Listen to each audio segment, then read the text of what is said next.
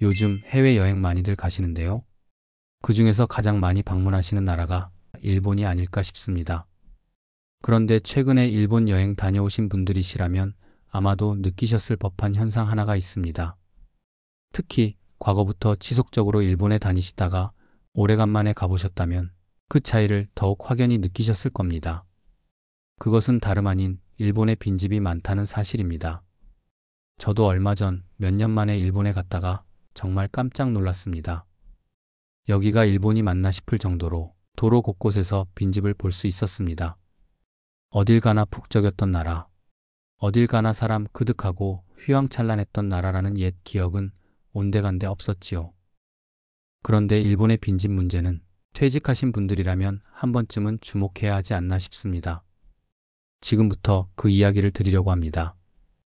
일본 총무성이 집계한 통계에 따르면 2023년 기준으로 일본에는 약 899만 채의 빈집이 있는 것으로 알려졌습니다. 이것은 일본 전체 주택의 약 13.8%에 달하는 수준으로 해마다 증가하여 2033년에는 빈집 비율이 27%까지 늘어날 것으로 전망하고 있습니다. 이 중 70%는 단독주택 형태로 최근에는 아파트 형태의 빈집도 확대되는 추세입니다. 특히 빈집 문제는 지방이 더욱 심각한데요. 우리가 많이 들어본 바 있는 홋카이도 아키타현, 이와테현 등은 빈집이 전체 주택수의 17%에 가깝고 많은 곳은 30%에 이르는 곳도 있다고 합니다. 이 지역 모두 농촌 지역이거나 고령화가 빠르게 진행되고 있다는 특징들이 있습니다.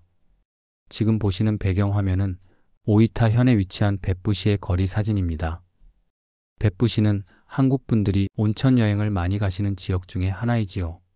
이 지역의 빈집 비율은 15% 정도라고 하니 참고해서 보시면 좋을 것 같습니다. 벳부역에서 가장 가까운 곳을 찍은 영상인데도 불구하고 중간중간에 집도 가게도 비어있는 것을 보실 수 있습니다. 그렇다면 일본의 빈집이 늘어나고 있는 원인은 무엇일까요? 대표적인 원인으로는 인구 감소를 들 수 있는데요. 현재 일본의 전체 인구는 약 1억 2,600만 명으로 해마다 약 20만 명 정도씩 감소하고 있습니다. 이대로라면 2050년쯤에는 1억 명 이하로 떨어질 수 있다는 예측도 있습니다. 이렇게 빠르게 인구가 줄어들고 있는 이유는 일본의 급속한 고령화 현상 때문입니다. 아시다시피 일본은 세계에서 가장 빠르게 고령화가 진행되고 있는 나라 중 하나입니다. 65세 이상의 노인은 2023년 기준 전체 인구의 30%에 달하는데요. 일반적으로 65세 이상 인구가 전체 인구의 20%가 넘는 나라를 초고령 국가라고 하는데 이미 일본은 지난 2007년에 공식적으로 초고령 사회에 접어들었습니다. 그런데 초고령화 또는 고령화 사회가 되면 출생률보다 사망률이 증가하는 결과를 보이게 됩니다. 즉, 고령화가 심할수록 인구 감소의 속도는 빨라지게 된다는 이야기입니다. 이와 함께 일본의 인구 감소 원인 또 하나가 바로 출산율 저하입니다. 일본의 출산율은 2023년 기준 1.2명입니다. 이 수치는 1970년대 2.1명에서 거의 절반으로 떨어진 수준입니다. 일본의 높은 주거비, 양육비, 그리고 불안정한 고용 환경 등이 일본 젊은이들로 하여금 결혼과 출산을 미루게 만드는 원인으로 작용하고 있습니다. 뱃부를 촬영하는 동안에도 젊은 친구들과 아이들은 거의 만날 수 없었습니다. 그런데 이렇게 인구가 줄어들게 되면 자연스레 집은 남아돌 수밖에 없습니다. 집은 많은데 그 안에 들어가서 살 사람이 없으니까요. 인구가 주는 것만큼 집은 줄어들지 않고 가만히 있으니 계속 빈집이 늘어날 수밖에요. 두 번째, 일본의 빈집이 늘어나는 이유는 대도시 집중화 현상 때문입니다. 일본의 일자리는 주로 도쿄, 오사카, 나고야 같은 큰 도시에 집중되어 있습니다. 그러다 보니 인구가 지방에서 대도시 쪽으로 이동하고 있습니다. 지방 소멸이라는 말 들어보셨을 텐데요. 이 단어는 2014년 일본의 마스다 히로야 전 총무성 장관이 처음 사용한 용어로 이후에 공식화되었습니다.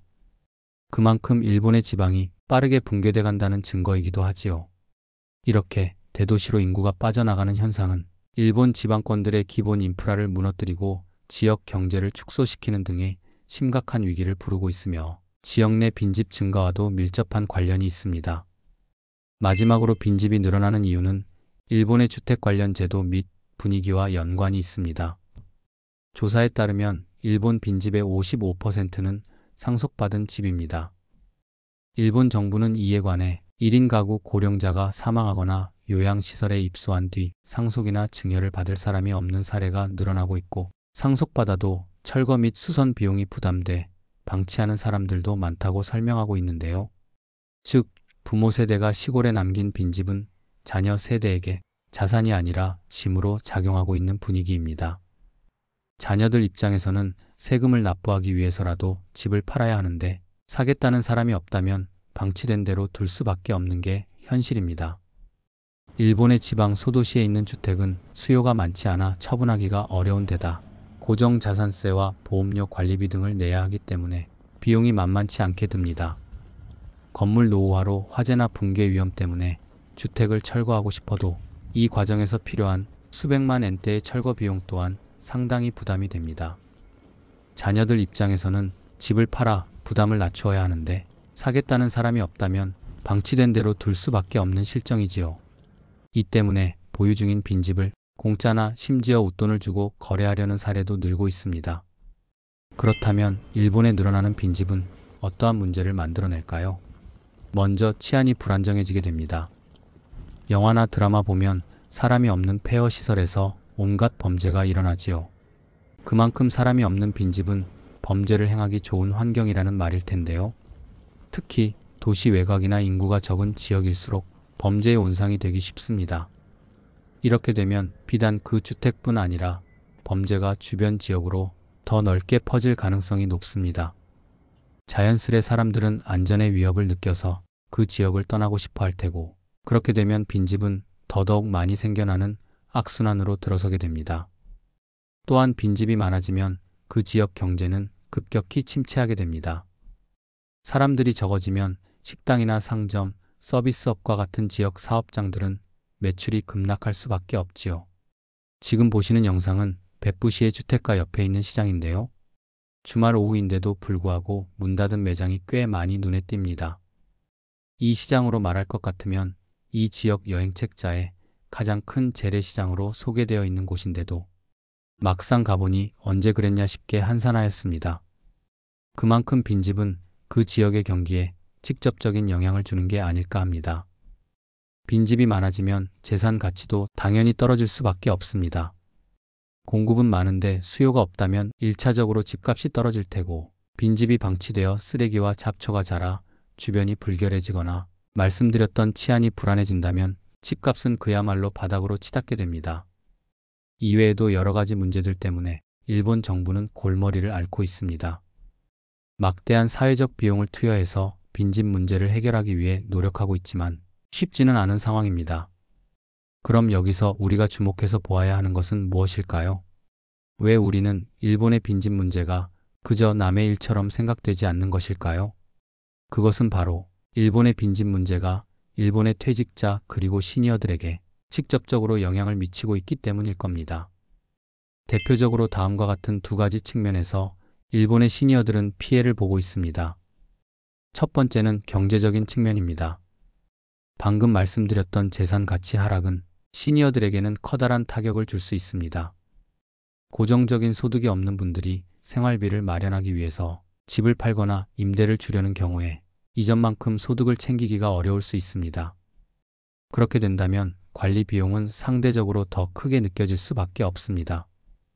집은 비워두면 금세 표가 나기 때문에 언제든 활용을 하려면 계속 손을 봐야 하니 결국 돈이 들어가게 되는 거죠. 세금은 두말할 필요도 없습니다. 여유가 없는데 주택 소유로 인한 세금까지 내야 한다면 2중고, 3중고 아니 그 이상일 수 있습니다. 실제로 일본의 한 시골 마을에 사는 60대 후반의 퇴직자인 아사노 씨도 집 때문에 크게 고민하고 있습니다. 집이 유일한 재산인 아사노 씨의 경우 그 집이 인구가 감소하고 경제활동이 거의 없는 지역에 있다 보니 가격을 낮추더라도 사려는 사람이 없고 임대를 들어오려는 사람도 없기 때문이지요. 노년의 집에 의존해서 조금 편하게 살고자 했던 아사노 씨의 꿈은 점점 사라지고 있는 중입니다. 한때는 살기 좋은 번듯한 집이었기에 언젠가 나이가 들면 어렵게 장만한 그 집을 잘 활용해서 행복한 노년을 보낼 생각이었는데 지금은 그러기는커녕 오히려 그 집으로 인해 등만 휘어지는 입장이 되어버렸습니다. 다음으로는 사회적인 측면입니다. 빈집이 많은 지역에 사는 시니어들은 심리적으로도 좋지 않은 영향을 받게 됩니다. 서로 도움을 주고받을 수 있는 기회가 줄어들어 공동체가 약해지는 경향이 있기 때문이지요. 멀리 사는 사촌보다 가까이 사는 이웃 사촌이 훨씬 낫다는 말, 그만큼 지리적인 부분이 중요하다는 의미일 텐데요. 옆집에 사는 사람이 없게 되면 자연스레 사회적으로도 고립될 수밖에 없습니다. 그리고 이렇게 사회적으로 고립되게 되면 우울증이 생기는 등과 같이 정신적으로 심각한 영향을 받게 되지요. 일본의 높은 자살률과 고독사도 일본의 빈집 문제와 관련이 있습니다. 일본의 자살률은 1990년대부터 2000년대 초반까지 급격히 증가했으나 2010년대 들어 감소하는 경향을 보이고 있기는 한데요. 하지만 65세 이상의 고령자들의 자살률은 여전히 높은 수준을 나타내고 있습니다. 수치로 보면 2021년 일본의 전체 자살자 수는 약 2만 명에 달했는데 그중 65세 이상의 고령자가 약 40%를 차지하였습니다. 고독사도 마찬가지입니다. 일본의 고독사는 작년 한 해 약 7만 명 수준으로 우리나라의 20배에 달합니다. 이 중 65세 이상이 약 80%를 차지하고 있습니다. 사회와의 연결고리가 끊어진 노년층들이 쓸쓸하고 외로운 죽음으로 내몰리는 현실이 참으로 안타깝지 않을 수 없습니다. 이렇듯 일본의 빈집 문제는 일본의 고령층에게 뼈아픈 고통을 안겨주고 있습니다. 그렇지만 안타깝게도 이러한 문제는 비단 일본에만 국한된 것이 아닙니다. 고령화가 빠르게 진행되고 있는 다른 국가들, 특히 한국에서도 중요한 문제로 떠오르고 있습니다. 우리나라의 경우 빈집은 2023년 기준 153만 호로 전체 주택의 7.9%를 차지하고 있습니다. 이는 직전에 대비 6% 증가한 수준인데요.